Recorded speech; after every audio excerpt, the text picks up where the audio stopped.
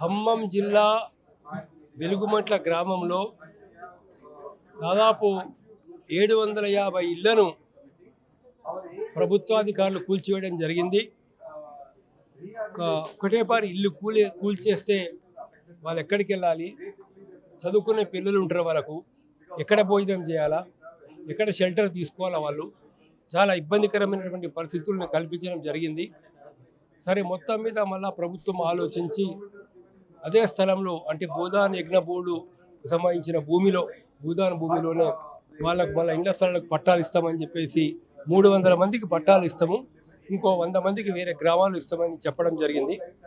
ఇది ప్రజల యొక్క పోరాటం విజయంగా మేము భావిస్తున్నాం. అదేవిధంగా ఎవరెవరైతే రాజకీయ పార్టీల వాళ్ళు అక్కడికి వెళ్ళి ఉద్యమాలు చేసినారో వాళ్ళ విజయంగా కూడా మేము భావిస్తున్నాము. ఇప్పుడు మిగతా వాళ్ళ పరిస్థితులు ఏంటిది? మరి వాళ్ళు ఈ ఇల్లు నిర్మాణం అయ్యేంత వరకు వాళ్ళు ఎక్కడ ఉండాలా? వాళ్ళ పరిస్థితి ఏంటిది? వాళ్ళకు ప్రభుత్వం ఏం సౌకర్యాలు కల్పించాలనుకుంటున్నది?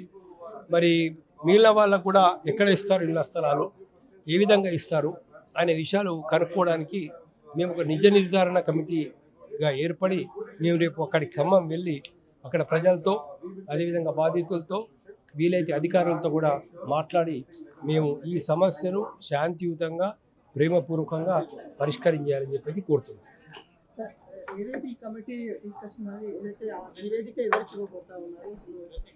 అధికారులు గవర్నమెంట్కు ఫస్ట్ కలెక్టర్ కానీ ఇక్కడ సీఎం గారికి కానీ అధికారులకు ఇస్తాం కదా, మేము ఎవరికి ఇస్తాం? అధికారులు పట్టించుకుంటారని ఒక నమ్మకం ఉందా? ఎందుకంటే ఇప్పటికీ అనేక ప్రజాప్రతినిధులు కూడా ఈ అంశం మీద కంప్లైంట్ చేసినారు. కరెక్టే ఏంటంటే ఒక రోజు లేకున్నా ఒక రోజు అయినా కూడా ఆలోచన అది ప్రభుత్వానికి వస్తుంది కదా. అందుకే ఇప్పుడు మొత్తం 750 ఇల్లు కూలగొట్టడం తప్పు. ఇది కూలగొట్టక మొదలే కనుక ఇది చేసి ఉంటే ఈ గొడవ జరిగేది కాదు. తర్వాత మేము మాలాంటి వాళ్ళు అందరం డిమాండ్ చేయడం వల్ల వీళ్ళ ప్రభుత్వం దిగొచ్చిందో దిగి రాలేదా? 300 మందికి ఇస్తున్నారు కదా. అట్లే మిగతా ఇష్యూలు కూడా సామరస్యపూర్వకంగా పరిష్కారం అవుతాయి.